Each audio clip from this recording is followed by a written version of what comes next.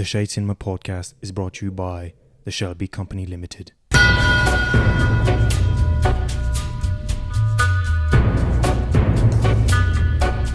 Today's video sponsor, BlueChew. BlueChew. You ever want a stiffy whiffy so hot? Only 20% off. Kit Kat, 20%. Use promo code KitKat20. Brought to you by Raid Shadow Legends. Use promo code SHADE for 1% off your final order. Plus free shipping within California only. Plus free shipping on orders over $1,000 worth of Viagra pills.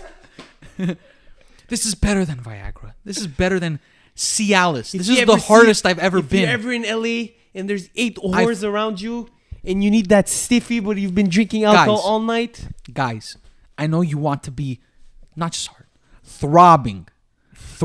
If you want to be throbbing and pulsing with the veins popping off of your shaft for your girl, with your blue veins, use code Chris20 for 20% off your next order at BlueChew.com. That's BlueChew.com, BlueChew.com. Yo, I'm starting it like that. I don't give a fuck.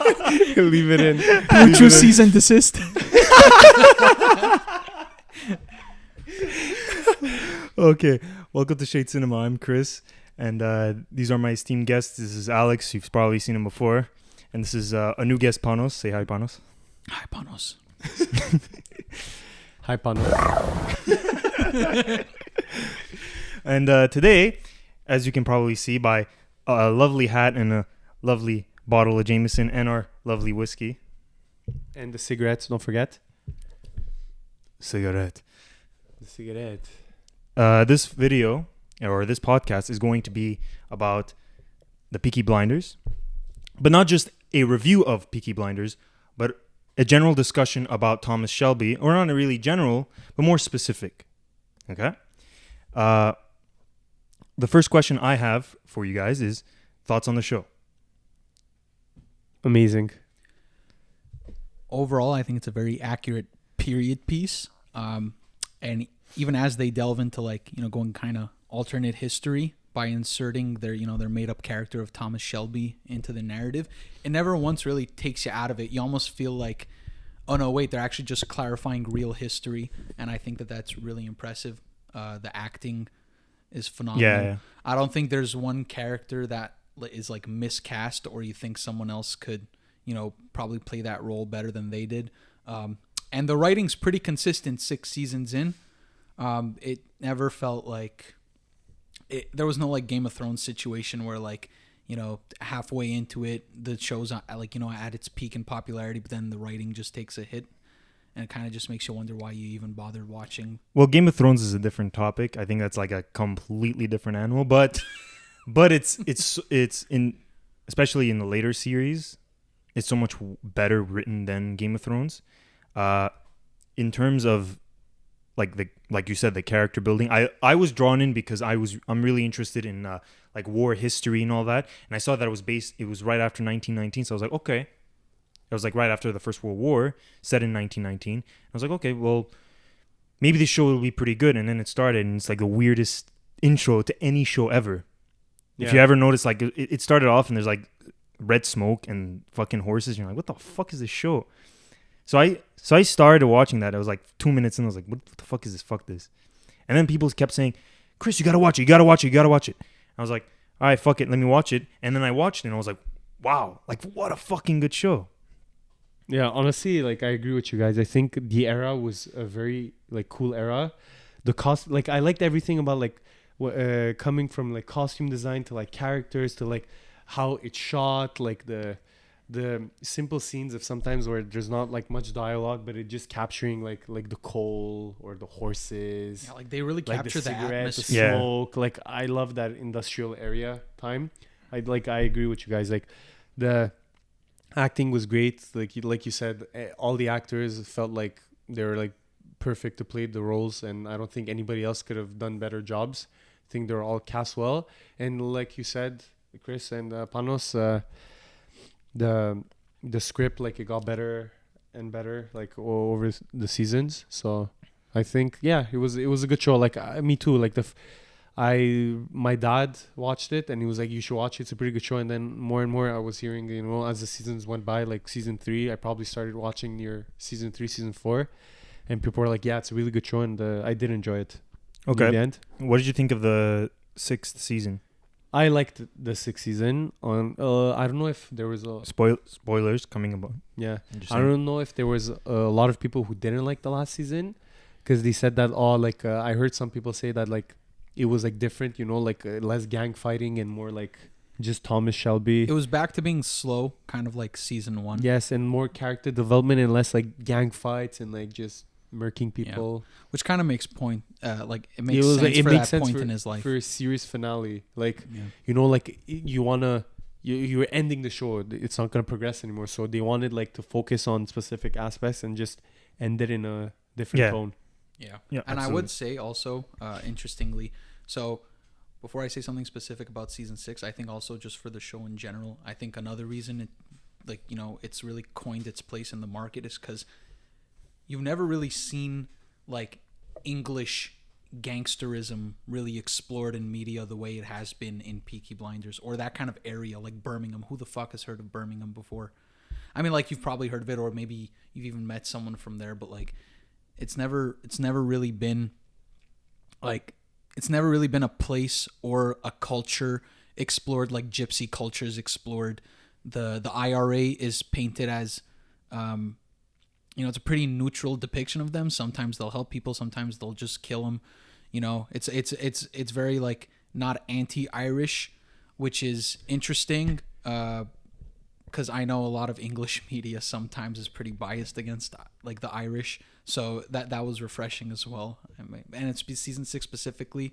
I think it's the only season where the character arc of Thomas Shelby is brought to the forefront and is the main focus. Because if you've noticed, like, season 1 Tommy and season 6 Tommy are like two different people, but his character development has been so subtle, and you only see it through his interactions with other characters. This season is the most screen time of him just being alone, or him with his thoughts, and I think it kind of just brings the journey full circle. I agree, and you are right about we never see this depiction. That's why maybe the show was so unique. It's every time we see gangsters, it's always been done like the same thing. New York gangsters, Italian. Yeah, Italian. It's almost like these gangsters are battling all the gangsters we've seen before. Exactly.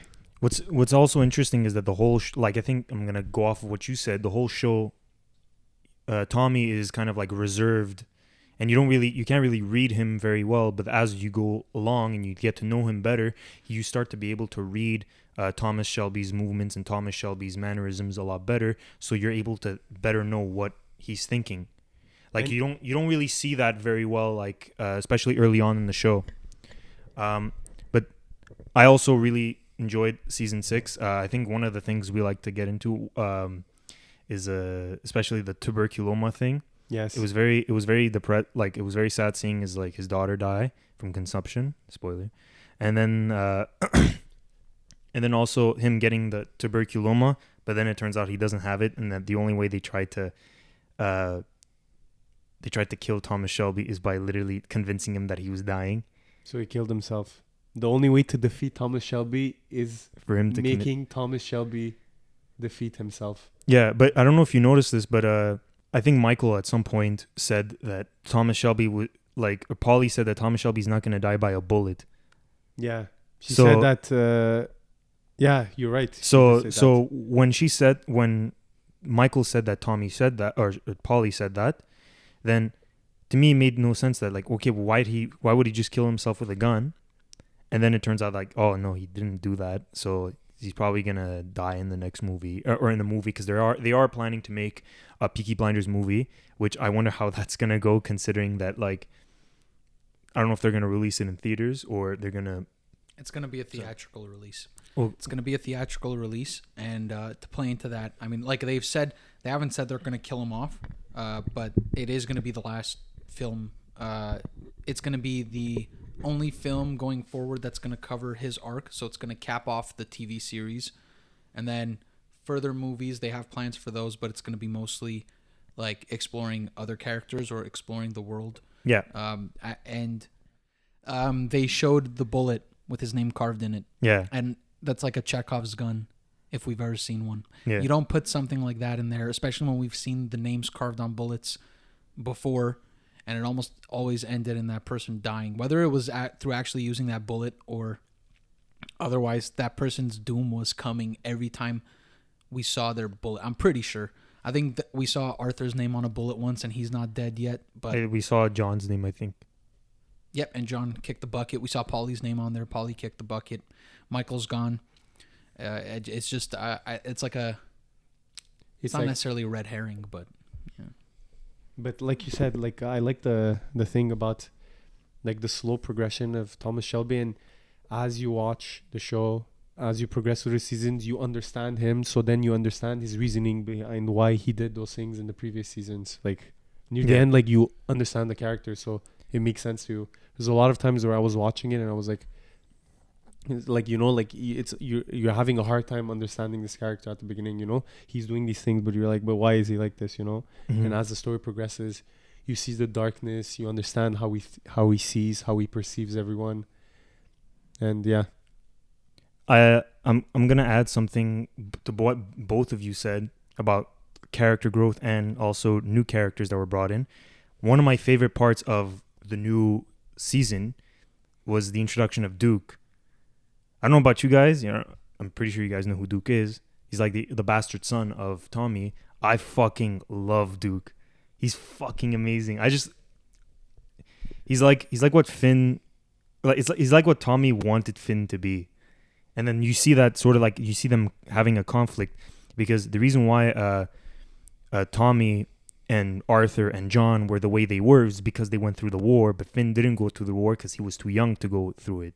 So he was the one that was kind of like a softie who benefited off of the Shelby name, and I'm sure he did stuff behind the scenes, like helping out with like raids or whatever, but he didn't actually do anything to bring something or any value to the Shelby name in a great manner, in the same way as Arthur or John did, or even Tommy. So what's interesting about Duke, and this is an observation I made, was that I see a lot of what was described to be young Thomas Shelby as Duke, or in Duke. Okay.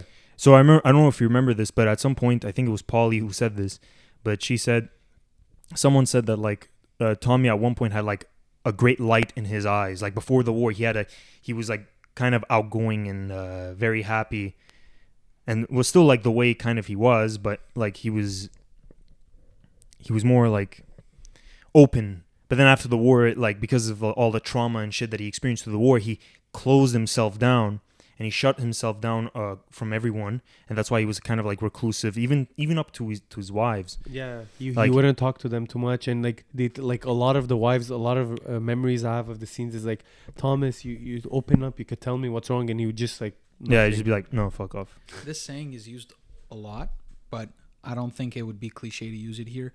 We're really looking at a guy who looks dead inside. Like, Yeah, there's many shots through the series where it just focuses in on Cillian Murphy's face, and if you try looking at those big blue handsome eyes, there's just nothing behind just them. death. There's no soul. It's a ghost. and emotionless, Yeah. like soulless. But you get what I'm trying to say? You can tell we've met him at the end of his life, regardless of however many years have actually passed over the course of like season 1 to 6. Like, the actual Thomas Shelby, the way he was born, died in the war, and it's repeated like several times through the series. And I think it's interesting that we're meeting someone at the end of their lives. Like, we've seen this kind of done in other television where you have a main character who's kind of a villain, but you're kind of rooting for them anyway. But with, like, let's say if we were to take Breaking Bad as an example, you start off with someone with really sympathetic motivations and you really root for them. But then the more and more you get to know them intimately, and as their actions grow more heinous, the less you root for them. By the end of Breaking Bad, you're kind of just like, okay, let's just get Walter out of his misery, let him croak. With Tommy, it's almost weird. At the beginning of the series, he's the most guarded we see him, and then over the series, the audience gets to grow to understand him more, and then we get more sympathetic for him towards the end, even though his actions are actually just getting worse and worse. He's actually a piece of shit person. Yeah. If you really think about it, it's insane how they make you care and keep rooting for this guy who's an actual jackass and is very, very prone to violence to get his way and force his way through illegal dealings. Not just that, he didn't tell his wife that he was fucking dying. Yeah. Instead he pushed her away.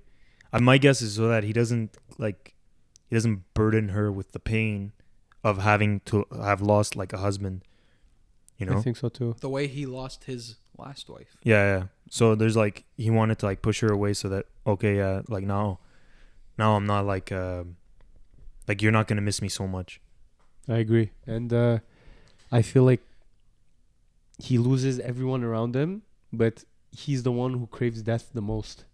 In every end of season, I think there's a scene where like Thomas Shelby almost dies and he's like almost relieved to finally pass, and he doesn't. Oh yeah, some of his plans are basically Like, death wishes. Like I remember like there was ones where like he's in a field and there's two people with a gun on his head, and that's how the season ends. And then the next season like he's alive.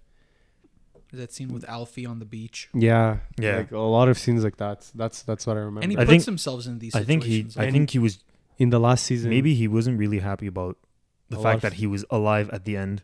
Yes. And I remember seeing, like, I'm pretty sure it was the last season where he like falls in the mud and he takes the gun and he starts yelling and he's like he's gonna shoot himself, but he doesn't. No? Yeah. Yeah, I remember that scene. That was a breaking point for the guy. Yeah. When he just falls on the floor and he puts the gun and he's and That's the most emotionally compromised we've seen him through the whole series. Yeah, and 'cause then usually right he doesn't after say that anything. is when we actually spend the most time with him. He starts to yell like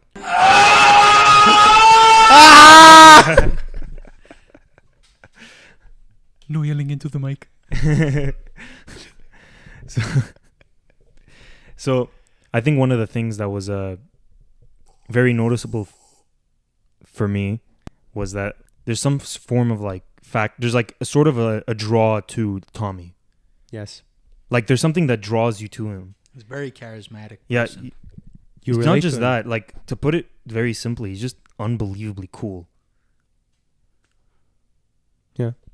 He's a cool guy. Like out of all the characters, like you were like if you had to pick who you wanted to look Emulate. the most or emulate, it would be Thomas Shelby. I mean, look at it this way. How many Instagram posts have you seen of someone saying a quote and then attributing it to Thomas Shelby when he never said it? A million. Well, like how many of those like fucking Sigma memes Like mummy. where it's just him walking and they just like slow-mo it with some retarded ass like blue filter over it. Like tip 86 for like being a better dude. Like Walk without shoes on in the street. wake up at 4 a.m., go to bed at 3:55 a.m. Sleep is for the weak. So you guys think Tom is cool, right? Yeah. But I why? do love Absolutely. Tommy. But why do you think Tommy? Because is he cool? smokes cigarettes, obviously.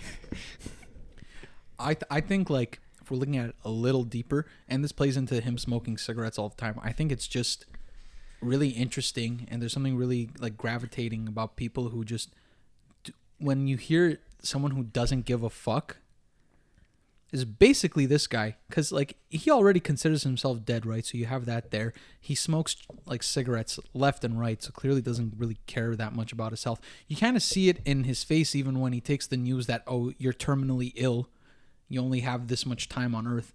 He's kind of just sees it as like another order of business, like, okay, I just got to get some shit done before I kick the bucket. It's just really interesting to see someone like navigate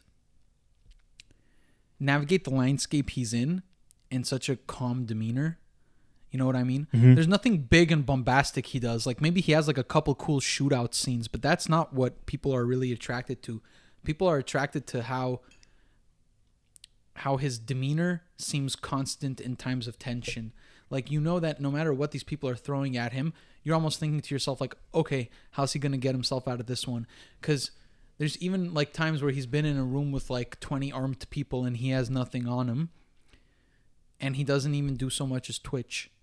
Like he's fearless almost. Yeah, he's fearless. Like he's always composed. Like you regard him as like, damn, this guy, like no matter what, like he's always gonna pull through. Like his attitude is like he just doesn't care and he's gonna make it. And But why do you guys think he's fearless? because like he said, like after the war, like he's pretty much dead inside. So he conducts everything like everything's business. Everything's just I gotta get this done and that's it.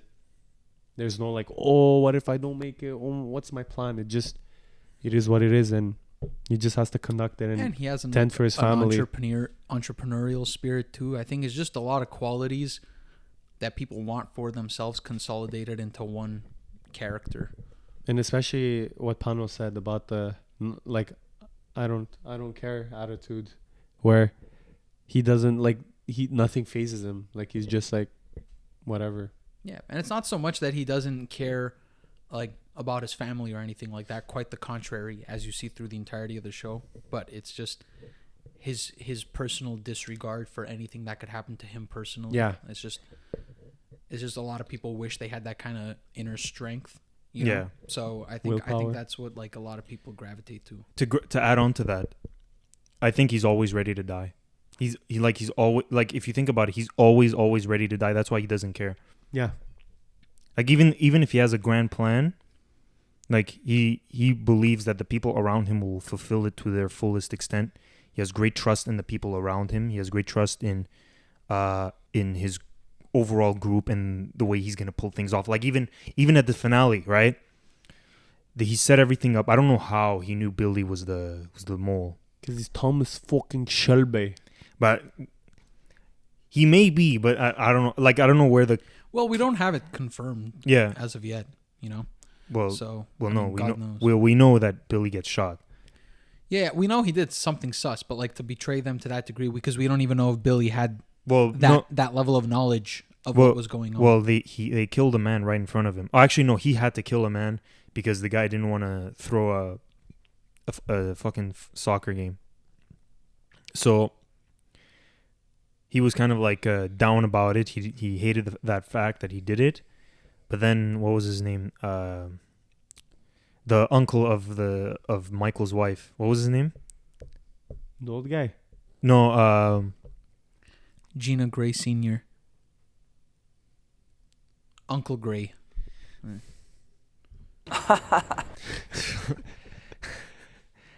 Yeah. Wait, what was his name? Anyways, the guy, like the big boss, like the Irish guy from Boston. Oh, Boston guy. Boston guy. So that guy came to him in the shower, and then when like he had his like dick entangled in the same thing. Oh yeah. So I remember now. And then like I think his dick flew off. He cut off. That's a lot of damage. He cut off his balls. No, like they didn't cut anything off. They spared his. But his junk. you see something like fly out. I don't know. You see something fly. It's just, Maybe it's he just got a bit of shaft. circumcised. just a bit of shaft. It's just like, a bit of shaft. Yeah, he cut him down by 2 He inches. got a circumcision. But it's not. They just welcomed him to the faith. That's all. I didn't know we were talking about Alfie Solomon. I got the brown bread with white bread. Yeah, right. Yeah, right. When this guy came to me, fuck you, Tommy. And Tommy's like, I beg your pardon. so, what was I saying? You talking about the guy in the shower, Uncle Gray? Oh yeah. So Uncle Gray, or whatever the fuck, it's not Gray because that's fucking Paulie's. Anyways, the uncle, like the big boss man from the Irish boss, the Irish big boss man. Irish big boss grabs his big balls and then like threatens to cut his dick off, and then that's why he becomes the mole. But then how does Tommy find out that he's the mole? I don't know, but like he basically set up this intricate plan of how to like not only rat him out, but like destroy his enemies at the same time. So he keeps doing that. He keeps like playing this interpolitics, and then there's like a point where he gets brutal at the end, and then everyone always keeps falling for it. So that's the funny part. I think also, so one of the reasons that coincides with what I just said is the fact that Tommy is a very competent individual. He's very good at what he does. He's not a guy who makes mistakes very often. When he does, it costs him a lot. So that's why he's always very careful. Like one of the mistakes he made that cost him a lot was the death of John or the death of Ruby. So he always tries to make sure that he covers his tracks as much as possible. He always tries to make sure that everything he puts together is generally foolproof, or as foolproof as it can possibly be, while minimizing casualties, and then walk out as the ultimate victor of the story. Yeah, and playing into like that point about him being competent, I think the reason he inspires a lot of loyalty and at least the Peaky Blinders, because he does work with other people, right? Like through politics or whatnot, even other gangs. But within the Peaky Blinders, at least, whatever he asks them to do generally are things that he's shown that he can do himself. So it doesn't really like disenfranchise anybody in the Peaky Blinders to really feel like, oh, well, you know, go do it yourself. They know he could, you know? Yeah. It's very much, it's not like he's ever asking anything impossible of them. Even when it's difficult tasks, they're like, he's shown us that he could pull it off before, so fuck it, now's my time. Yeah. If anything, they feel proud to be working for him. Even his siblings, when they get annoyed with him, they know that they're probably better off just listening to him because he's proven it. You know, those few times we see him get actually like intensely violent, I think the point of those scenes isn't for the violence isn't the point. It's to show that when this guy is asking other people to do things for him, it's not because he can't do them himself. I think that's the point, like, of showing those other scenes. He doesn't want to. I think he doesn't want to revisit that. I don't think he actually enjoys killing. No, he doesn't. He doesn't enjoy it, but he knows sometimes. Well, in his mind, sometimes it's a necessary means to an end. Mm-hmm. So when he asks other people to do it, he doesn't feel that bad about it. Yeah. And they don't feel that bad doing it for him because they know that he's not asking them to do something that he wouldn't do himself. And they respect him. It's just for operational purposes. Yeah. And they respect him, and like you said, you know, he's so competent. I feel like, you know, that's why he's so strict and make sure everybody obeys the rules, because he knows if one person slips, it could mess up everything. So that's why sometimes he gets so upset. Or like if you notice, he loses it. Yeah. If you notice the scene in the garrison when they get out, everybody there and everybody's there, Billy's there, Finn's there, Arthur's there. The way they set everything up, oh, we're going to a party or to the Shelby house, and then Arthur, what does Arthur say? I'm gonna be here with my wife, right? So they make it like they set up that trap, and they make sure that Billy was in the room because we trust you, Billy, because you are part of the family now. And then turns around and manages to not only rat him, like to rat out the mole and to essentially execute him, but also eliminate the enemies against him. Bro, that scene on the street, and he's like, what was Arthur said something. He's like, Father God, please, like, let me hear you roar or something like that. And then the fucking machine gun starts going off. That was sick. Bro, that whole ending scene, like all the 3 different segments happening at the same time was beautiful. Bro, it was fucking amazing. The house with Finn and Bill. And then like Arthur and I think I forgot the other guy. Jeremiah. Yeah. When they're taking out those 3 people. Oh. Yo, Jeremiah pulls up with the gas mask and the Tommy gun. Fucking, that was sick. Oh my God, that was so cool. I think we have to say, though, most loyal side piece, Johnny Dogs. Bro, Johnny Dogs is like the ideal G. best friend. He is the plug. He is the go-to. He's the backup. He's like the no-fail. He's just, I just love Johnny Dogs. Oh. Jonathan Canines. So what's also very interesting about Tommy is that everything he does is very strategic. He even controls his emotions, or at least attempts generally to control his emotions very strategically. Like, he could say everything that he needs to say to Lizzie. He could say everything that he needs to say to Arthur, but he doesn't. He says it very strategically. He makes sure that only certain people know certain things, because he generally needs to be in full control. And sometimes that's a fault of his. Yeah. He's a control freak, for sure. Yeah. Absolutely. You could. I bet you he even has like OCD or something. Like, the guy just needs everything to be lined up exactly the way he needs. And it's amazing how much he can account for, like, backup plans and shit. But like, sometimes when it really goes off the rails, you see it with the season 5 finale. He just loses it. Mm-hmm. Just loses his mind whenever it doesn't go to plan. I agree that the season season 5 finale, he lost his shit because a lot of people died. A lot of his like loyal friends died, and he couldn't figure it out at that point in time. Yeah. who had backstabbed him.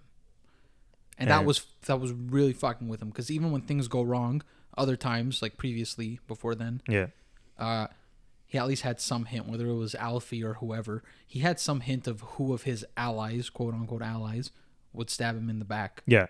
So it never like knocked him off his rocker the way it did at the end of season 5. Yeah. So I'm gonna bring up two things about Thomas Shelby. One of them is regarding respect, and one of them is regarding his emotional control. So I think one of the reasons why people respect him so much is that they kind of fear Thomas Shelby to a certain extent. That I don't think you can have respect without like fear to a certain extent, because you either fear losing them or you fear the retaliation that you get from them. So it's fear equals respect, which then like through the respect, then they love you, or they like very, very Machiavellian. Yeah, well, but that's the point, right? The point is that like without fear, there is no, like without the fear of a reprisal from that person, you don't really have the respect that you want from the individuals around you. Another thing that I wanted to mention in terms of his emotional control is, I don't know if you noticed this. I'm pretty sure you did, because it was a whole scene. But it was Mosley's girl. They were at the they were at the Parliament, and then he's just there like reading like a thing he wanted to bring to the Parliament. He's like, I wanted to bring this bill that's going to give a bunch of housing, and she's like, why don't we fuck right on these benches right now? This bill will do. I remember that scene. So he's like, why don't you crawl over? He was like, Be gone, fuck! Well, I mean, kinda. He was also like, towards the end, he was like, if you want to fuck, I'll fuck. Like, If you're gonna have to crawl on all fours to this side, I'm fucking on those leather couches. I don't fuck on Tory benches. With all due respect. With all due respect, baby girl. Baby girl. So, oh,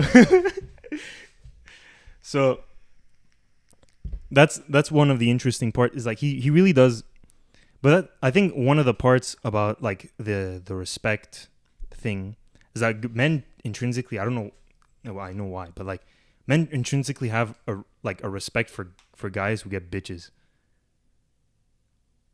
Yeah, obviously. Well, any guy who gets well, like any guy who gets to hang out who with gets a lot of easily beautiful women. what you want to get for yourself, automatically just makes you think like, oh, this guy must be getting something that I don't, so I'll pay more attention to what they're doing. Yeah, like for example, like if you're listening to someone who's like rich, or like, and you want to make money, or you listening to someone who's ripped and you want to get. You could also say it of his political ascension.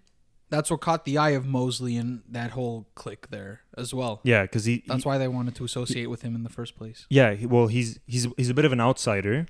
He's a gypsy, and also like he's wealthy and he gets bitches.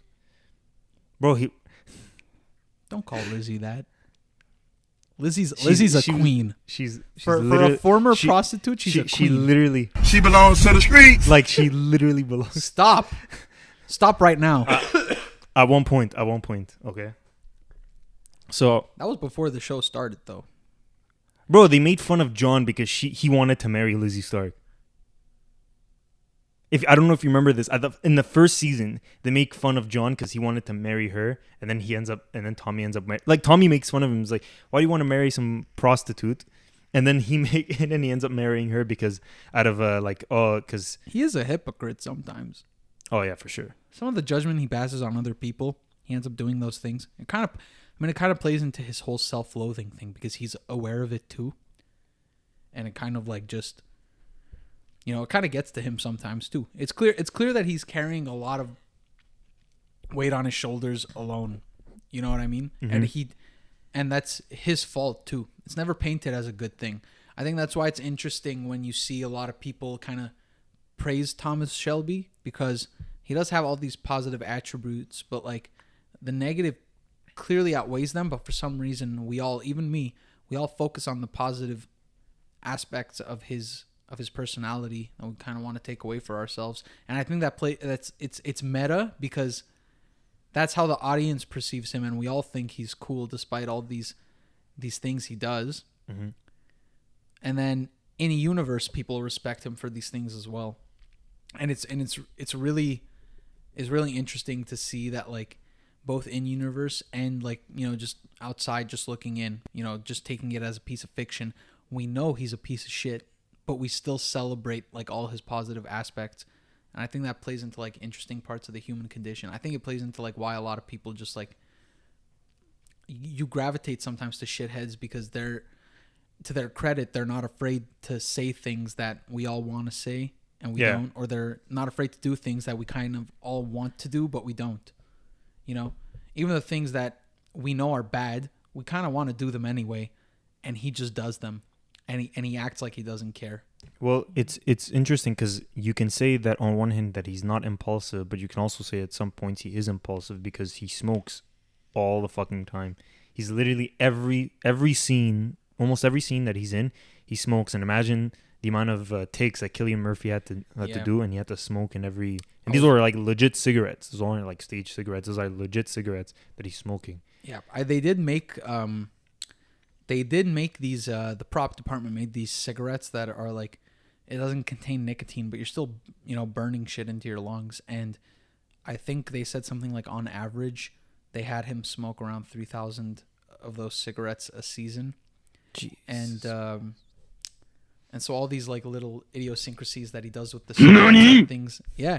Like, for instance, he does this thing with cigarettes, which is he licks his bottom lip and he passes it to create like some stickiness and suction. And this is what lets him act while having the cigarette in his mouth. This isn't a thing he was directed to do. That's something that he just made up himself from takes and takes and takes and takes of him being forced to smoke these cigarettes. Jeez. Yeah. All those little things weren't like pieces of the character that a lot of it is stuff that Cillian Murphy just made up himself, getting more comfortable with the role. And then we attribute all of those things to like being part of the iconic depiction of Thomas Shelby. Mm-hmm. So it's interesting how the writing he was given helped him develop his own iconic parts of Thomas Shelby. Mm-hmm. The cigarettes are part of that. Yeah, sorry. It's the cigarettes and the whiskey and the hat. Mm-hmm. Oh, and his very liberal use of sex work. He's married twice through this show, and through both of his marriages, he still makes use of sex workers anytime he's away from them. Because to him, sex is very like transactional. It's not an issue. To him, I think to him, it's just a means to an end. Like it's just a way to get himself off. To him, he doesn't see it as something deep and emotional or something about loyalty or anything like that. Well, you said that he's sort of emotionally dead, so he hardly has a connection to anything except for like even his wife. But except to his horse. And his wife, his horses, and and his children and his family. I think when it comes to his liberal use of sex workers, again, it's not just sex workers, but having sex with people who are in positions of power. Like there was that one chick, Eve. I don't know if you remember her. Oh, yeah, the stable chick, the one who was like in love with horses and stuff. And she was like a communist, I think. At some point, yeah, like they bang, and the whole point of that was so that like he can get closer to her, so then he can ensure like the allyship, right? Same with when he fucked Mosley's wife, like before they got married. It's the like he knows she wants him, and then he's going to use that against Mosley at some point. Oh yeah, absolutely. to like eliminate Mosley as a threat, and for like the sex workers, it's just to get off. But even like he sees it very much as just like, oh, one party wants something and the other gives it to him. He doesn't really see it as like something deep or spiritual. I think the only woman he fell in love with was the first wife. The blonde, yeah. What was her name? I'm gonna remember it. It's on the tip of my Grace. There you go. Grace. Because he even when he's tripping, he just sees her. like 'cause he was if you so look in love with her. if you look into his cat like his carriage when they were gonna burn it down, you see a picture of her, and then you see a picture of Lizzie and Ruby, and then you see the other pictures of the other family members, I think, who have also died. And that's, to me, is very telling, because he still holds her in high regard. He still, like, he even holds, like, Lizzie in high regard, but he regrets, like he said in the show, he regrets marrying Lizzie, not because of Lizzie's past, but because he had to put her through something that she didn't want to go through. But at the same time, you're marrying the leader of the Peaky Blinders. It's like, this is what you should have expected going into it. And I think a lot of people, not just women, but just people in general, when they go into things and they get very close to someone, they think that they can just change that person, when in reality, what's going to probably happen is that they're going to stay the same, and you're just going to go along with the ride. So unless something really terrible happens to them, where it fundamentally changes the way they believe things, then you can't really expect change from those individuals. I don't know if you have thoughts on that. No, but I agree. Like what you said, He's makes very, sense. We like the evolution of Thomas Shelby. Very much like happened before the series even started. Yeah. Like you see him at the end of what kind of traumatic events could have changed him into who he is. So there's nothing more that could really happen. Like, I mean, we've seen him deal with his child's death, his wife's death. I mean, all it does is make him more ruthless, yeah, but it doesn't really change the way he thinks. And you have other characters pointing this out to him. They're like, you're allowed to feel sad, you're allowed to feel things, all this kind of crap that they try to tell him, or like, you can start trusting people, all that kind of stuff. And he doesn't, that never really changes. He doesn't really ever change his behavior in that regard. Do you know why? Because if he believes that if he shows that emotion, then he's going to begin to buckle and crack under the pressure. So if he buckles and cracks under the pressure, everyone goes down. Right? So he's trying to put it away so that he can provide for his family as much as possible, so that his family can be well off in the future. His family can be secured and ready to go for the future. But the problem is that by sort of like keeping his emotions inside, it's going to boil over at some point, and that's what you saw in the end of season 5, that where he was about to kill himself, and he didn't give a shit about his family. He didn't give a shit about it. He just wanted to just end it, because he saw like a bunch of death in his family, and he just kind of lost his shit. Instead of like letting it out, accepting it, and then moving on, he kept it in, and then it boiled over and caused a lot of trouble later on. And he's selfish in that regard. Yeah. It's you really do see the effect it has on the people around him, the people he claims to care about. His guarded nature, and it's tragic almost, because he sees, keeping himself guarded as a way to guard everyone else. Meanwhile, like, he's not really acknowledging that it's the wrong thing to do. He keeps thinking that, okay, they're going to be pissed in the moment, or they're going to be upset in the moment, or sad in the moment, but then they'll understand in the long term how much better this is, or how much better off they'll be.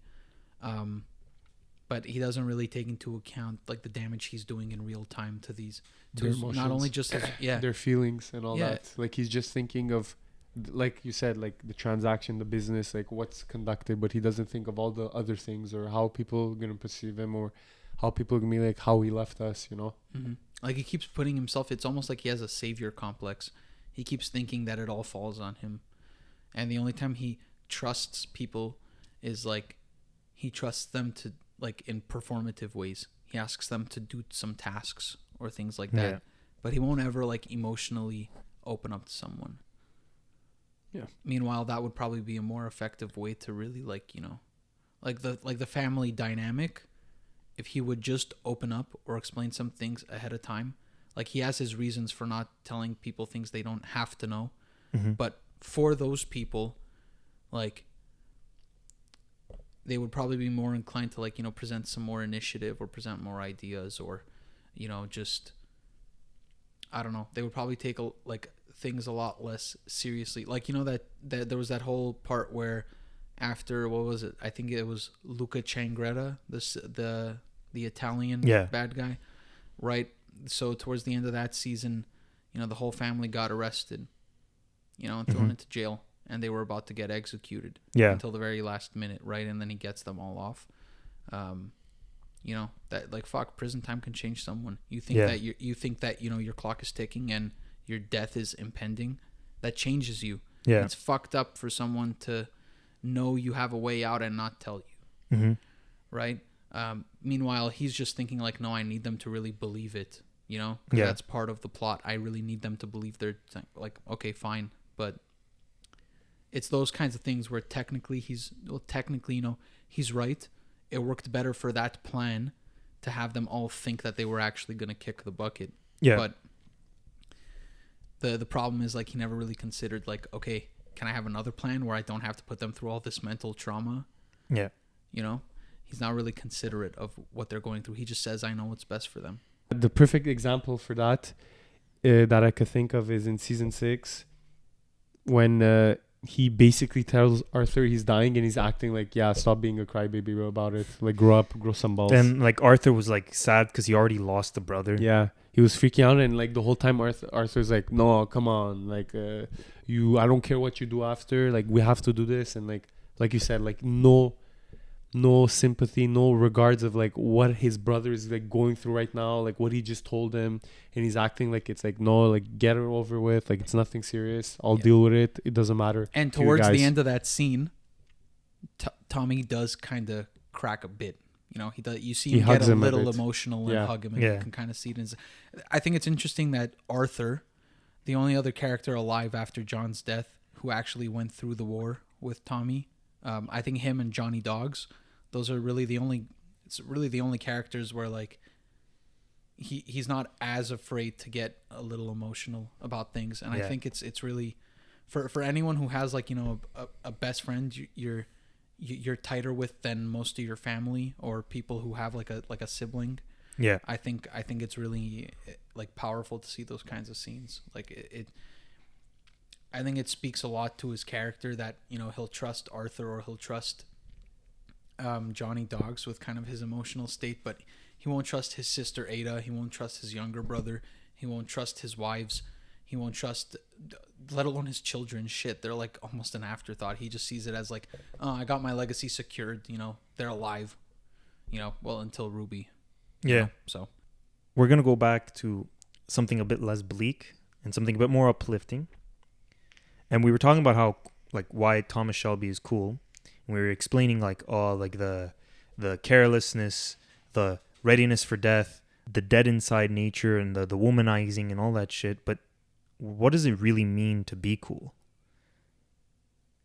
Well, I think cool, I think for me is something or someone that, you know, lives a certain life which you aspire to live, or somebody you look up to and you're like, man, that guy, like, you know, like I'd like to be somebody who is like that, or, you know, like something you look at something or someone. So someone you look up to. Basically.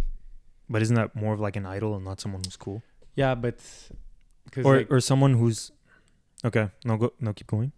Because like cool can mean many things, right? So like something can be cool, like you could like an object and look at it and like that's a cool design, you know. Mm-hmm. Or like someone is cool, so that's what I'm saying. Like there's a lot of meaning. So I think a lot of it just boils down to how exceptional someone could be at something. It could be in their demeanor.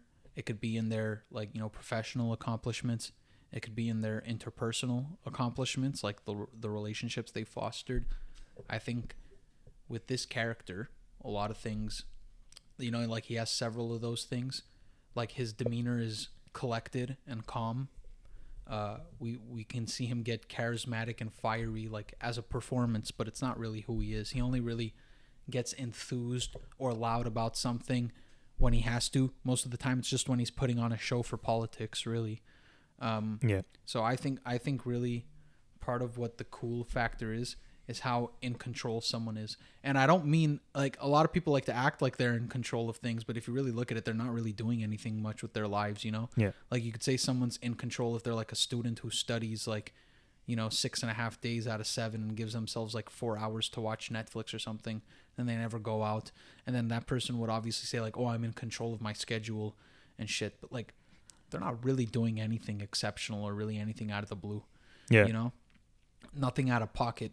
I think part of what makes someone cool is when they accomplish something you want to do, and they don't really make it seem that difficult. When you see someone struggle to get something that you want, you can admire them, sure, but you're not necessarily going to think that they're cool. Mm-hmm. You can respect them. You won't think they're cool necessarily.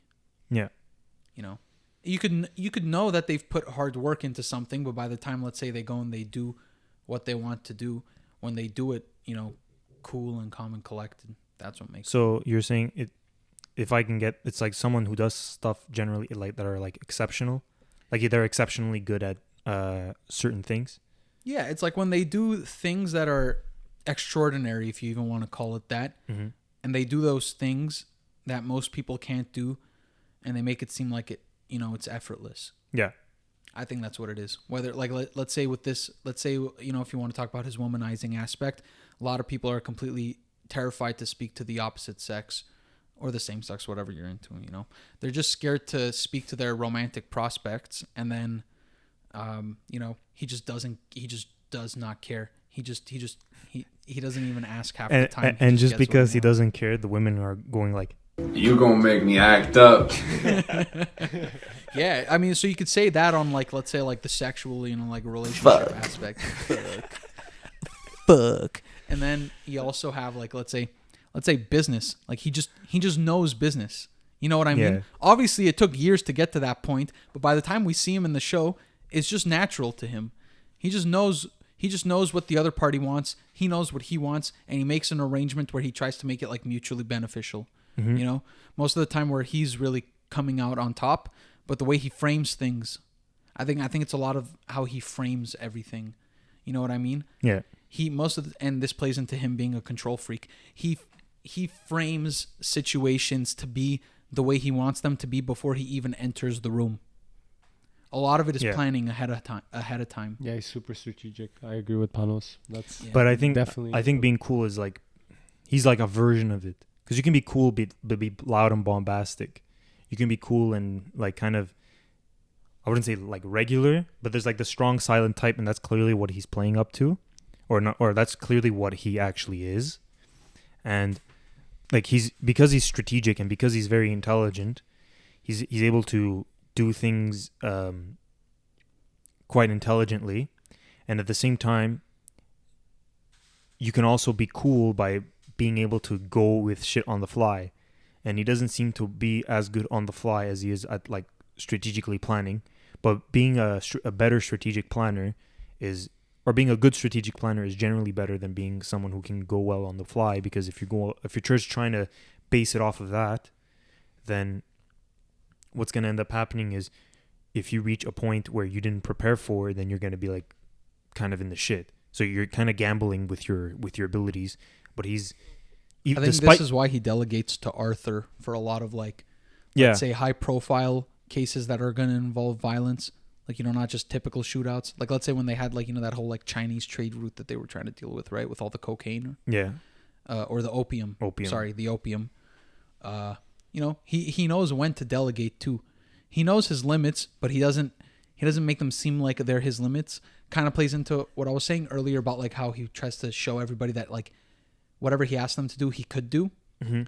He's kind of at a point where like maybe he can't actually do them anymore, but he doesn't let on that he can't do those things anymore. So he'll delegate it to someone that he trusts to get it done. There's a lot of shit he asks Johnny Dogs to do. There's a lot of things he asks Arthur to do that are like, it's violent, or he knows that the situation could get unpredictable. So in his way, he can adapt to situations that are unpredictable by delegating it to someone else. And that's still within his control. You kind of get what I'm trying to say? I think it has to do. I don't know if you I'm pretty sure you know this, but throughout the show, all you hear people say is, you have limits, you have limits, you have limits. And then what does he say when he kills Michael at the end? I have no limitations. Exactly. So he wants to reach a point where he has no limitations, that he has no limits. So he's clearly someone. So that plays into the cool factor.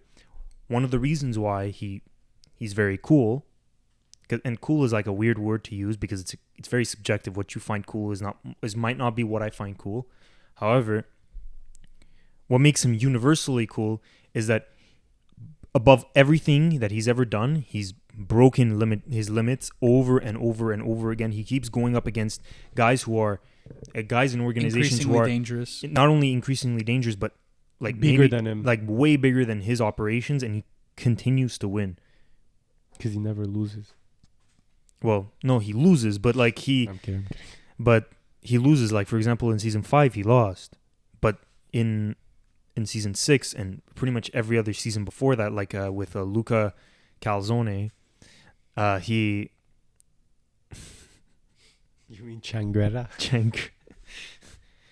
Bruh. So against Luca Trangretta, he lost a lot in that fight, but he still ended up killing him. Luca Trangretta still ended up dying, and that guy was a lot bigger than Tom. Even within his own country, he was a lot bigger. Yeah. I think part of it is like the Thomas before season 1 had, he had that girlfriend that, we've heard about. I think Paulie was mentioning it. Like, he had a girlfriend that he was, planning to marry. And I think the family didn't like him. And then eventually but they were going to get married anyway. And then, his girlfriend just died. And then his depression from that led him to looking for purpose. And then this is why he convinced his brothers to come with him to war. And then in war, we see how it keeps all those scenes where, he's having like PTSD fits in his bed. It keeps flashing back to him, to the trenches of France. To the trench with that guy in the mud all the time, every season. Yeah. So I think that scarred him to the point where he's just like, I don't want to be out of control anymore. I don't want to leave things up to fate. And he's going to make his own fate. I think that's why. And that's a good point. Yeah. This is part. Gold star. I got a sticker. I think that. I think this is why I think he's such a control freak. Like all of his growth has happened. Like all of his personal growth has happened before the show even started, and then that's why I think he even treats even his most sacred personal relationships that even then they're still not like completely off limits as far as what he'll sacrifice in order to keep his control of things. What do you mean by that? I mean, like after Grace's death, he just gets back to business. After John's death, he just gets back to business, and I mean, it's not that deep of an observation. The other characters keep pointing it out. They keep telling him like, you could stop. You don't have to stop. And the thing is, he doesn't want to. He doesn't want to be put in those situations where, oh, this thing knocked me down, I can't get back up. This thing knocked me down, I can't get back up. I mean, it's toxic, the degree of punishment he'll put himself through just to come out on top and say, see, I have no limitations by the end of the season 6. Yeah, I get what you're saying. And I'm glad Michael died. Yeah. I'm glad that line came right after Michael died. Because Michael was his only real rival or challenge within his family. That's true. Because all I have to say to Michael is, go fuck yourself. I think his actor was phenomenal. There were definitely parts where you're just like, oh, this Michael kid might get a couple things. He might have some good ideas, but because he's going against Tommy and Tommy's already our guy, you can't help but side with Tommy on these things. Yeah. And we get attached to him. We kind of don't want Tommy out of the picture for Michael to replace him. Yeah. And I'm glad they didn't go that way. But I think it's a testament to Michael's actor for not making him 100% unlikable. But then, when the narrative called for it to be like, okay, Michael, you're fucking done. Get the fuck out of here. Shut the fuck up. Whoa! Shut the fuck up. It's an interesting dichotomy too. Michael's completely whipped, and Tommy has a much healthier relationship with his wife, or his wife is being a much healthier emotional support than Gina and not being manipulative at all, but Tommy still won't give her the light of day. Meanwhile, Michael has a complete bitch of a wife, played excellently by Anya Taylor-Joy. She's incredible, but like completely Michael, and yeah, but like she has him wrapped around her little finger, and the fact that Michael thinks that he could be Tommy's replacement. Like, meanwhile, he couldn't be any different. Bro, than the Guac Guac 3000 must be fucking phenomenal.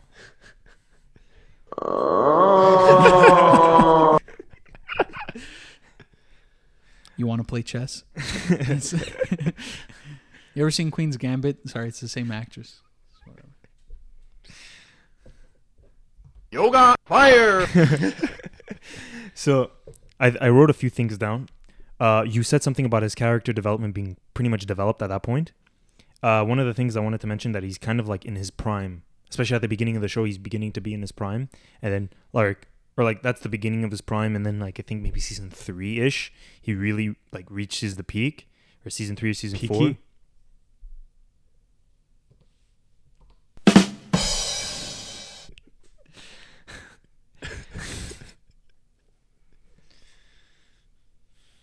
Well, whatever. So Reaches his peak. His prime. anyways. So he reaches his peak, and then he but the thing is, one of the reasons I think he doesn't stop is because as soon as he stops, like, it's pretty much over for him. If you think about it. Because look at people who are like, or especially men, who are very depressed. They often overwork, or they just immerse they immerse themselves into their work.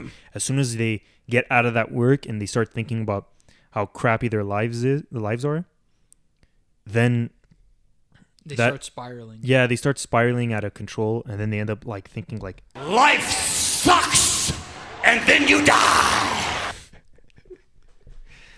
So what would you say is like a way to improve yourself, like take the positive aspect of how Tommy behaves and apply that to your life, so that like you can improve the way you carry yourself? And because I think everyone in general, especially men, love to have status among their peers. Like, and how do you think you can try to improve the way you carry yourself, so that you can increase your status amongst, like, your interpersonal status amongst your peers?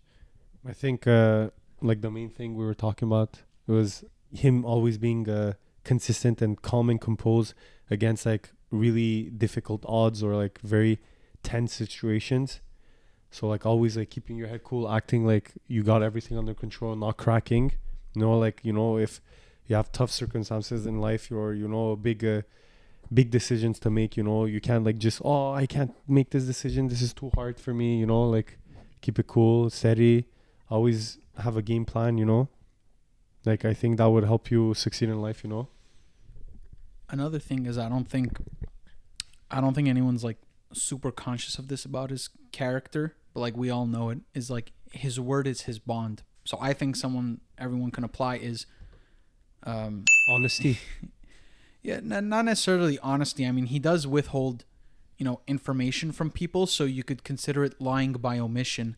But like a lot of the time, if he tells someone he'll do something, he does end up doing it. Okay, so basically true to his word. Yes. So like, I mean, like I said, like, sometimes he just won't tell people things that he knows, even though those people might be better off knowing, but it doesn't serve his ends. That's not really what I'm talking about. I'm just talking about the part of him where when he tells people he'll do something, he does it. I think that's another factor that contributes to like his coolness, or the respect that people attribute to him in the story. I think it's because when they hear Thomas Shelby say, "I will do this," they know he means it. Yeah. I will do it, I must. You will try. So if you're trying to foster, let's say, a professional relationship, you could promise a service or that something will be done, then you better make sure that you follow through, and it will serve you, because then people know you're true to your word. And then they also feel inclined that, like, you know, to ally with you as well. Because if they know, like, because they know that if you ask this person for something, if they ask you for something and you tell them you'll do it, then, you know, your word is your bond, and you know, your word is gold. Yeah, and they can they take your word and everything you say much more seriously, and therefore they have more respect for you. And they'll be more inclined to do things for you. They'll be more loyal because there's no like you. Yeah, exactly. They have faith in you. They trust in you. They're like whatever. Every time you say something, you do it, or you mean whatever you say. So it's not like you're just saying stuff and it's like it means nothing, because like the next day you won't stick by what you believe, you know? Yeah, and it doesn't even have to be about people liking you. A lot of the characters that he interacts with, who he promises things, they don't like him. Even after he does what he says he's going to do for them, they don't necessarily like him, but they'll trust him to do what he says, and that plays into the respect. Yeah. I can't really add anything to that because you guys pretty much said everything that You're needs welcome. to be said. Good question, though. It was a great question. It's harder to ask questions than to answer. That's a good answer, Chris. That's all I gotta say. How can I add to this? Because again, your point is very good that his word is his bond, and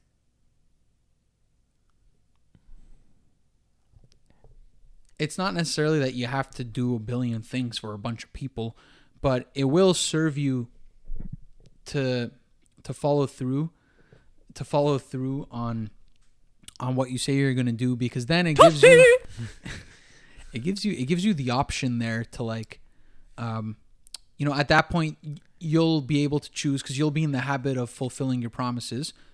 It'll help you choose who you're going to promise what to as well. So then it could almost come at your convenience to be like, okay, this person has something I want, then that's fine. I know I can promise them this and I'll follow through, and that'll incentivize them to give me what I want. You know, it doesn't mean that you have to say yes to everything someone asks of you, but, you know, once you get that down pat, then you can start looking for what you can get out of other people. Once you know that you're a complete package, then at that point, you know, you can then get what you want from other people that way, because you know that you'll be able to give whatever you can to them. Well said, Panos.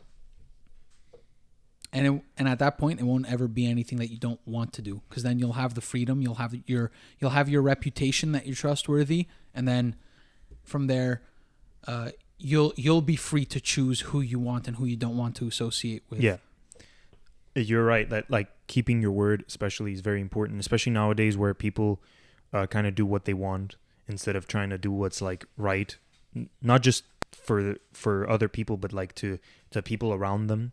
And I think one of the things that also that can improve the way you can carry yourself and be more like the positive things that Thomas Shelby provides is he has an unwavering, unchallenged, confident, and full-on belief in himself. And because of that, he believes that he can do pretty much anything. Now, that belief can be quite dangerous depending on, in general, what you personally believe. We've seen that go wrong in so many ways.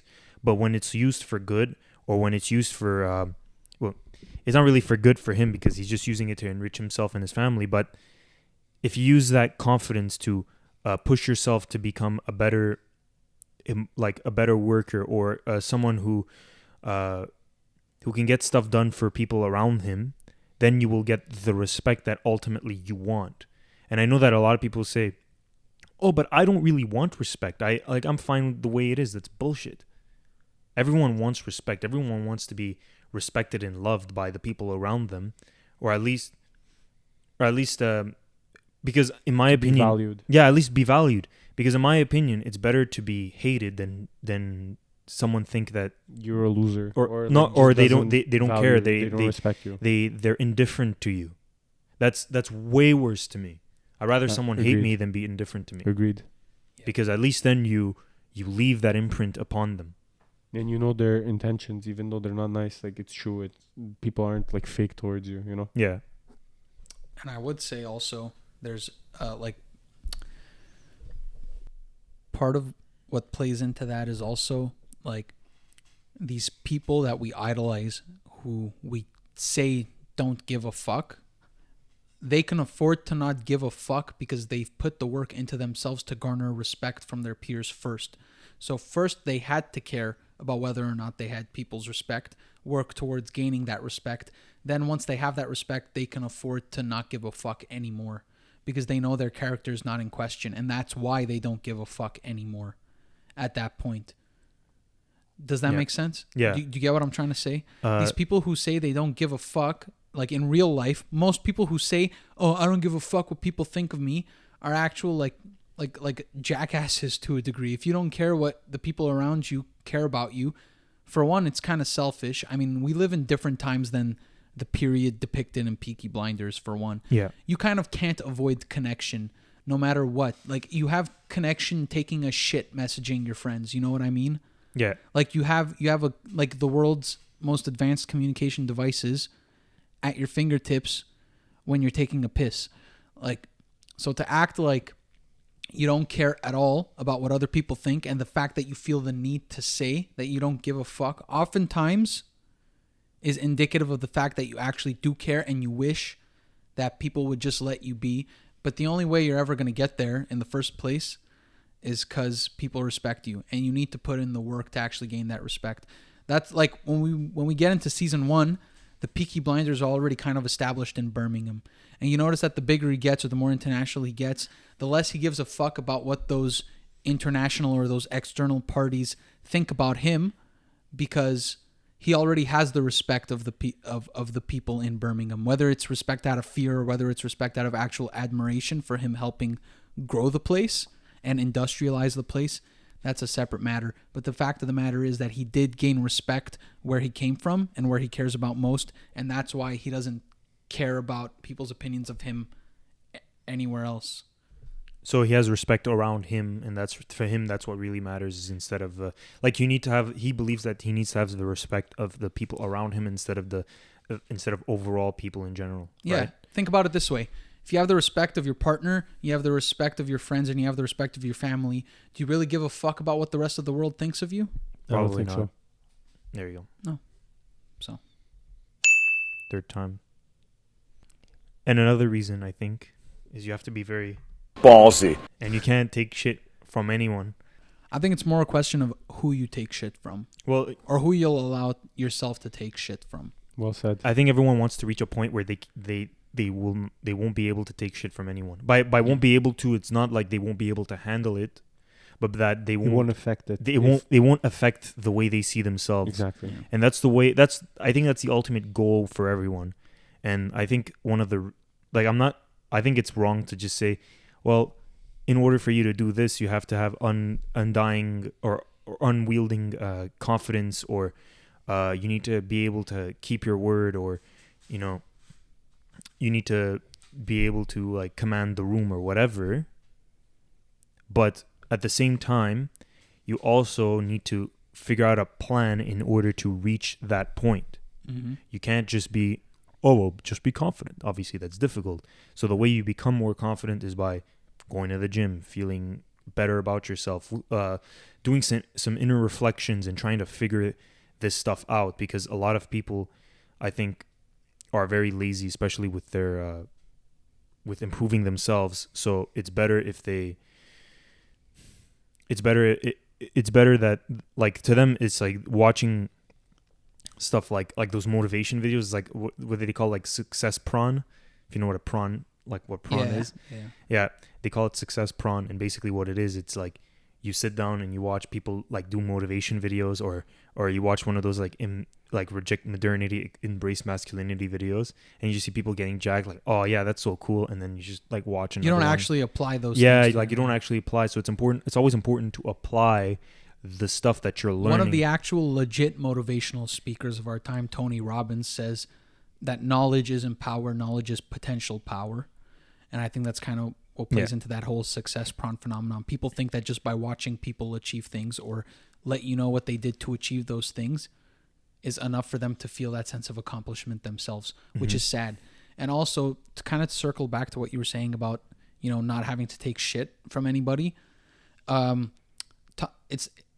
Tommy's very wise, and he's with who he takes shit from, and it's very rare, and that's what makes it powerful. And he really consolidates those ideas. Like for almost the entire time that Polly is on the show, before the actress passed away. Wait, she died? That's why they wrote her out. Oh shit! The actress she passed away. during filming. Yeah, so she wasn't originally gonna. I don't think she was originally gonna die during that whole like. Oh, is that why there was like mishap in there. memory of whoever Yes. at Yeah. the beginning? Oh Yes. shit! Mhm. Yeah, she died during COVID. Oh, okay. So Sucks. he very often just gets humbled by her, you know, or he's never like as confrontational with her as he is with other people. Like maybe he'll stand up for himself a bit in conversation with her, but when she's saying, "Oh, you fucked this up," or "Oh, you know, you're better off doing this," a lot of the time he won't say. He'll almost never overtly say that, "Oh, you're right, I'll listen to you," but we see it through his actions that, you know, he'll He takes it in. assimilate her advice. Yeah, like he takes it in. Like he doesn't unveil the fact that he's taking in her advice, but he's taking it in at the same time. Like he's just kind of there, you know, with the dead eyes, just like whatever. And then he just kind of like takes it in and then applies it. That's why Polly was very important. That's why he was like when he saw all those bodies, he looked at each of their faces, and then the only one he cried to was Polly, because that's like, well, not only is it his aunt, but that was like his number two basically, and Yeah. Polly was the one who kept Arthur family in good shape, the Arthur in good shape, and then when she died, when she died, like it kind of left a void, and you can see that even in Arthur where he's battling his demons and Yeah. Again. again. And at the point that she died, like they were pretty, like was they a were at very- a pretty confrontational point in their Exactly. relationship because of Michael, you know, and they were starting to take sides on Michael, you know, between Polly and Tommy. And obviously she's going to take the side of her son, given that, you know, she lost him and like she finally has him back. She doesn't want to lose that, you know. Yeah. But the fact that he gets so sad anyway, I mean, you can even see it in the way they act. It's pretty tragic. They clearly wish that they weren't in the position they were in, and they feel bad that, you know, they're gonna have to stick to their guns and follow through with, like, you know, the whole Tommy versus Michael thing. Yeah. But like, you know, at that point, Polly's basically taught him everything, so they're almost like they can respect each other, even though they're gonna go head to head, like, you know, and they're taking different sides, and they're basically gonna be like opponents at that point. You could tell that it's very like a begrudging, like, oh man, like it kind of sucks that we're at this point. Yeah. And I think it's because like it's very much because Tommy actually humbles himself in front of Polly, and that's like the only person he'd ever actually take shit from. Yeah. That and Grace, but like Grace never really gave him shit. You know? Grace was like Tommy's piece. Like who was the one who brought peace to Tommy's life, I think. Yeah, absolutely. I'm pretty sure in the series the only time we ever see him smile is times that he was with Grace. Generally, yeah. Yeah. Or times after her death, I think, whenever like his son was being cute and he'd get reminded of Grace. Like there was that, you know, but it basically circles back to Grace being like his only happiness and peace Yeah. post-war. I agree. So the big takeaway from all of this is that in order for you to be as cool as Thomas Shelby, you have to Lose your wife. twice. You have to have fake tuberculosis. You have to get your brothers Tuberculoma. hooked on cocaine. You Opium. You absolutely need to lose at least one daughter. Make sure to burn several carriages whenever people die. Where's the astral world? And Where's the sicko mode thing? no, I'm good. No, you can cut it out. I just want to hear it.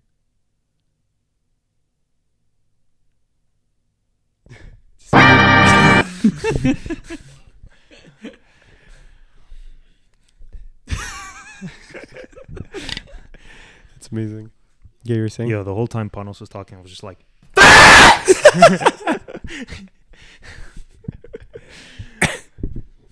so honestly, I think he's pretty cool because everyone just kind of all the bitches love Thomas Shelby.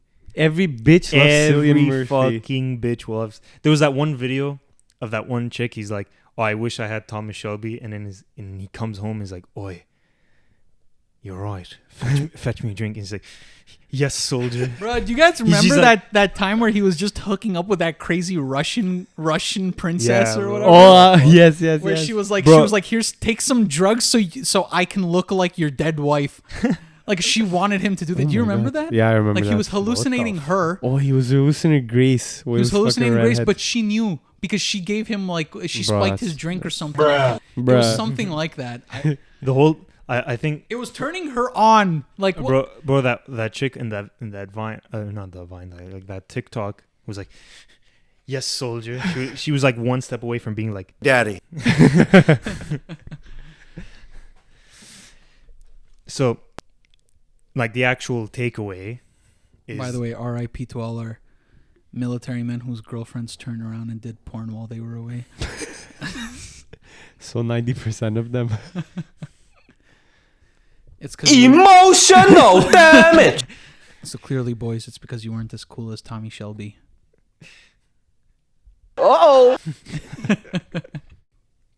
so the actual takeaway is, in order for you to be cool, you have to be not just competent, not just confident, not just true to your word and true to yourself. Is you have to apply these things, and the way you apply them is by learning to begin to accept yourself better. And one of the ways you do that is by going to the gym, is by Taking action. Just taking action in general. Taking action is Using much those better. methods to whatever your problems in life, and like instances where you take action and you focus on all those. Like there's so much you can do. Like once you get into like self-improvement and all that stuff, there's so much you can, like, that your life improves so much more It does. because you're much more focused, you're much more grounded and all that stuff. And I think a big takeaway from the show is that he takes his time. He's a very patient guy. He is patient. Because Like all whether it's the growth of his company or the growth of like the Peaky Blinders as a gang, he's very patient and he bides his time, and he knows even the that, plans, like, the plans sometimes even his plans are very like slow burn, very like long term. And I think that that's something you can apply to self-improvement. I think the reason a lot of people fail at self-improvement nowadays is because we live in an age where everything's about instant gratification. Absolutely. And I know it's cliche to say like, trust the process or take your time with these things. But I think even more than that, really on a micro level, something you could do is like really tell yourself you're going to focus on one thing and you're going to allow yourself to take as much time as you need on it, but you actually commit yourself to doing those things. Like I've been cleaning my room for 2 months. It's taken me 2 months to clear out my room, but it's getting there. It's because I know I'm not going to just block myself into like one weekend of 10 hours of working on my room. That's not feasible. You still have a life to live, but my room now is better than it's been in years because I'll take a 2 hours on a Saturday morning when I know I'm not going to do anything else, and or I choose not to do anything else because I'll focus on that. And slowly over time, it builds up until you actually see a tangible result. Yeah.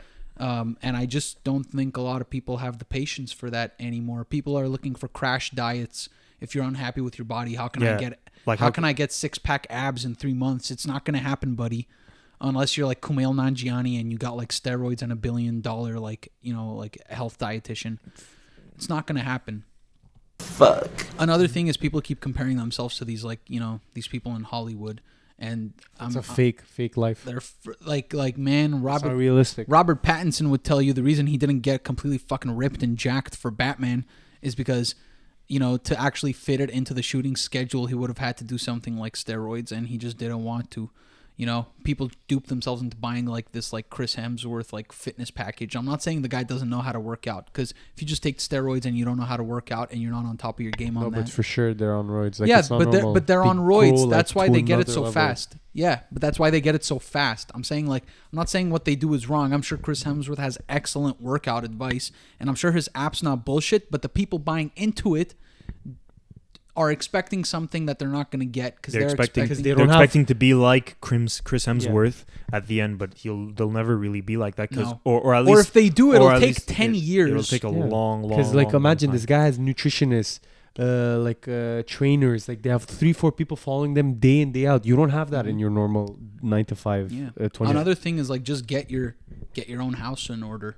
There's a Yeah. lot of things people are trying to change about themselves, but they're not changing the right things. They're I'm- trying to change the world before they Yeah. they can change themselves. Like imagine if Tommy immediately went into like the gin business or smuggling drugs or shit like that. It wasn't gonna work. He had to build his base in Birmingham first, and once that became rock solid, then he moved on to like operations with Alfie, and then he moved on to like addressing the problem with the Italians encroaching. It's like, and then he shifted towards like trying to infiltrate like the whole communist movement and the fascists and that kind of crap. It's very much like there's another thing you can pull from the show is he's the epitome of biding your time to get what you want. People just don't have the patience for it. Epitome of Biden. Come on, man. Joe Biden when he sees Joe Straightden and never mind, and Joe Transden.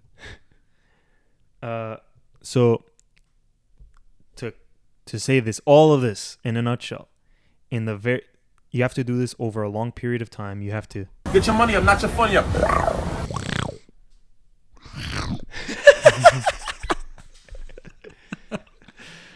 So this has been quite a while. It's been about like an hour and a half. Oh Jesus Christ! Like it doesn't. This is a long one. My yeah, neck but feels it. yeah, but it doesn't feel like an hour and a half. No, it doesn't, because we we could keep going. We could keep going, but I also think it would be important, though, as a last note, to look at some of the things that Thomas Shelby doesn't do well, and you can also learn from that just to not do that with yourself. yeah, like I think the way he fosters his personal relationships, not a lot of it is the healthiest. pretty shit, And the only reason that he manages to keep them is because they're in such a dangerous environment that at that point people are kind of just stuck together out of necessity.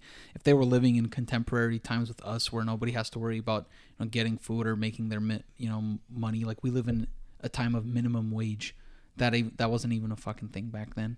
That's why the communists. to them it's either you work or you don't work. Yeah, I think So I would say like the way he handles romance is not a good. It's fucking horrible, honestly. Lizzie. And I mean that for like, let's say, like long, like actually trying to foster a healthy long-term relationship. It's not for like just Lizzie. hooking up or whatever, because clearly he has that down pat. Actually, the guy kind of pays for most of it. I'm not to say that he can't do it, because he has obviously that Ava chick, and then he has Mosley's wife, and then No, he just wants a quick Grace fuck. initially. Yeah, he wants a quick fuck, but like, he'll pay. He pays for it. He pays for it though. Like, so like I don't know. Unless the you thing- guys want to pay the- for it, the- you're more than welcome. But But, the thing is, the world wasn't like as interconnected as it is now. So Very like now you have different. much more opportunities to find women. But Yeah. that's a different topic Yeah. for another day. I would say like that. That's kind of the gist. I would say. Yeah. And like the biggest takeaway I would say for that I got from the show was like really focusing on Yeah. just the things around you. Don't think about fighting the world's battles. Like all these people trying to say, oh, getting involved in like climate change and that kind of crap. I don't mean crap in the sense that whatever, it's like it's not an altruistic motive. I mean, like, sure it is, or like trying to like break the system or fix poverty or all those kinds of things. I mean, those are admirable goals, sure. But if we're being realistic, we're not really going to get there unless there's like really baseline changes in how communities work. Yeah. I would say like, Every individual has to do their part. before you start crying about the system being broken and like all these like, old white men in government, blah, blah, blah. How about you actually turn around and try to help your fellow person? Go volunteer for an hour a week at your local community center or that, something. That does a lot more than complaining on the internet or Agreed. trying to do bunch of other shit. Yeah. Like massive scale. You'll change at least one person. I guarantee you, over the course of your life, you'll change at least one person's life if you look to be more community oriented. Whereas if all you do is complain on the internet and repost stories and say, "Oh, share this or read this, it's important," or like be ashamed if you do this and that kind of crap, you're not really going to change anyone's mind over the internet, really. Yeah. I mean, realistically, at least these people in power, they don't give a fuck what you say. They're super safe and lofty in their castles. So unless we start changing and looking more like interpersonally how we can lift each other up, then kind of like the baseline of everybody is going to be elevated. And then at that point, you know, like there's a lot more change. If just everybody was involved in like their community, then at that point, once all your community's shit is handled, then you could start looking at like, you know, allying with different communities, and then you have a bigger movement where everybody kind of has the same values, and then you can make some actual change. But it's a long burn process. I think this show epitomizes what the slow burn can achieve for you, and what being patient can get for you, and what like actually just looking at what you can change feasibly will get you. I couldn't have said it better myself. So every time I make a point, I want the sicko mode sound effect. And that's that. Yo, Chris, I have to take a shit.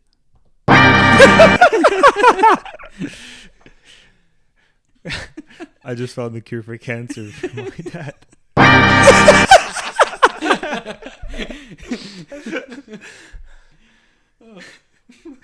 I watched Peaky Blinders. Tommy, when another member of his family dies. For the love of God! Please! I already thought they were gonna pull up to the Shelby garrison. They were gonna be like Hadouken! but then they were hit with the Yoga fire! and then they went. Man, you can really talk about this show for hours. Yo, we can go for we another didn't even 3. We didn't even say anything that insightful. That's so true. imagine we were if talking we were mostly. No, about we the character. said quite a few insightful did. things. However, there it's just are crazy how much deeper you can dig. we can dig so much deeper, but like I'm not gonna try to edit a 3-hour video. Well, this was fun. I really enjoyed it. I thought it was a very insightful talk. It was very fun talking to you guys. I was very not pleasantly surprised because I fully expected this from Panos. Panos did a great performance, so a round of applause.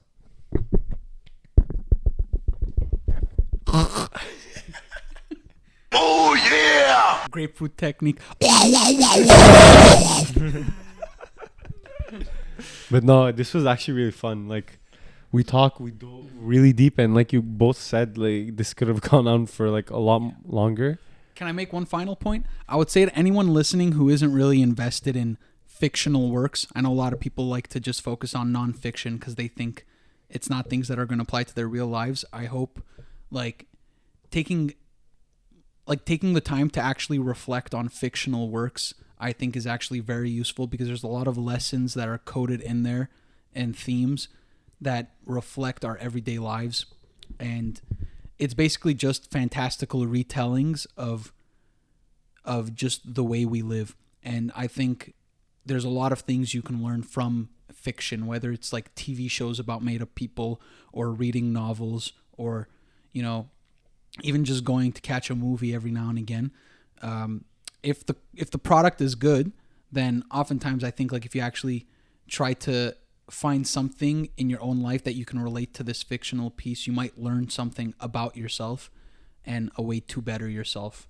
Whether it's something that you find admirable in a fictional character or a situation or something to avoid, I think there's a lot of value in analyzing fiction, kind of the way we just did with Thomas Shelby. So yeah, I would just say try giving more fictional things a shot and see where your mind will take you with that when you try to actually look at it through like a psychological lens or like even just hypotheticals about what you do in those kinds of situations. And also keep in mind, although it's fiction, fiction still involves people, and people are real. So it's written, although like it might be fantastical, and you might have people who are like who have powers like Jedi who use the Force, or people in Harry Potter who use like the magic and whatever. They're still people ultimately at the end of the day. Even if they're not human, they're still people. They have human because emotions. They have human and emotions feelings. and feelings, and the way they process things. It's very you can learn a lot just through stories, like. And I think that's the point of this podcast. It's not just like a review thing. It's like it's about trying to learn from the nature of people. That's the point of it. Asgard is not a home. It's the people. It's a people. I think that's why things like the MCU, Peaky Blinders, Breaking Bad, Lord of the Game of Rings. Thrones in its earlier seasons, Lord of the Rings. A lot of these things are popular and they've stayed. It's basically modern day myths, you know. Eventually, there's gonna come a point where a lot of these things just boil down to like bedtime stories, childhood stories, or just things you hear. Like back in the day, it would have been King Arthur. Everybody knows about King Arthur, the little kid who pulled the sword from the stone because he believed in himself when nobody else could do it. And then, he became King of Camelot or King of England, depending on whatever version of the story you read. There's things to learn from that. I'm sure there's things you would have seen in Lion King as a kid that, made you a kinder person without you even knowing it. So, just stuff like that. On that note, we shall conclude. It has been a while, and it's been fun. Thank you guys for coming. Introduce yourselves. Alex. This has been Panos. And this has been Chris. I'll catch you guys next time. And remember... Boobies.